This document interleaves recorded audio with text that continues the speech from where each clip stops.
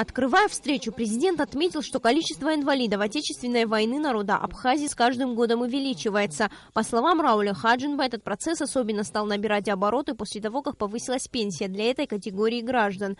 Глава государства добавил, что весной текущего года было принято решение приостановить работу по данному направлению для решения существующих проблем. Процесс не контролируется в должной мере, и среди инвалидов есть граждане, которые получили увечья уже после войны. Эта категория не должна относиться к инвалидам войны, подчеркнул президент.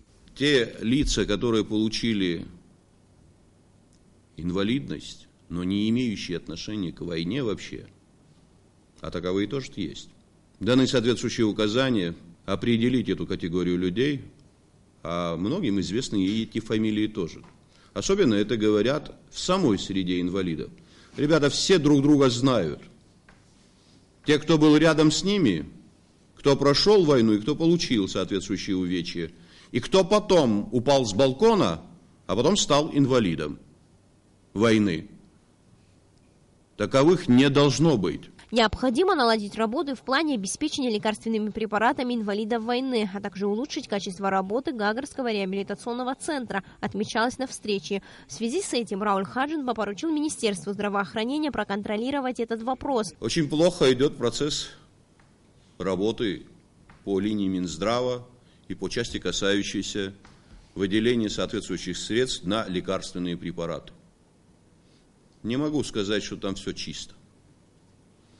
Что касается завышения цен на лекарственные препараты, оно имеет место. И это никак не может сказаться на качестве жизни наших ребят. Мы хотим заработать на инвалидах? Ну, наверное, это не совсем правильный подход. Вице-президент Виталий Габни отметил необходимость четко обозначить новые правила определения инвалидности, решить вопрос с ортопедическим центром, в котором уже 4 года не закупали необходимые материалы. Вице-президент озвучил ряд предложений по решению вопроса определения инвалидности. На 2015 год у нас было 2165 инвалидов, а на 2016 год, который у нас еще не закончен, у нас уже 2750. Это получается, на 10 месяц у нас 585 человек вошли в инвалидность. Если ссылаться годом ранее, то вошло всего 65. От года в год волнами, я все цифры не буду поднимать, но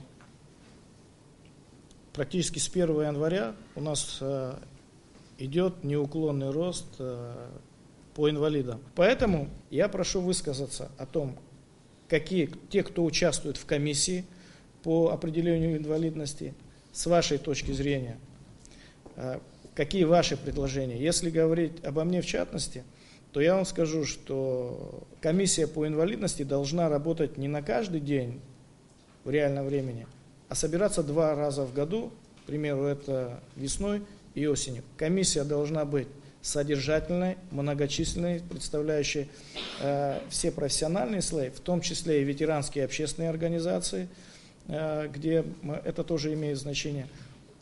У человека, соискателя, должна быть история болезни, он должен в больнице быть на учете. Виталий Габни отметил, что сейчас уже невозможно определить, насколько полученная после войны инвалидность является следствием войны, но при этом он считает необходимым впредь подходить к этому вопросу более ответственно и пересмотреть условия, при которых ветераны получают инвалидность. Участники совещания также отмечали, что не менее важными являются и вопросы обеспечения инвалидов медикаментами, а также вопросы протезирования. В 1994 году мы открылись, причем своими силами, тогда вы понимаете, какие были сложности, своими силами нашли специалиста, нашли техника и начали делать протезирование по отто-боковской технологии по сегодняшнему уровню. Но в 1994 году в конце Международный комитет Красного Креста предложил свои услуги на безвозмездной основе. И они с того момента обучили 8 человек специалистов из местного молодого контингента. Вот. И по сей день мы работали 4-5 лет тому назад, прекратила деятельность Международный комитет Красного Креста свой объем поставок. И мы начали сами напрямую выходить на Одобок.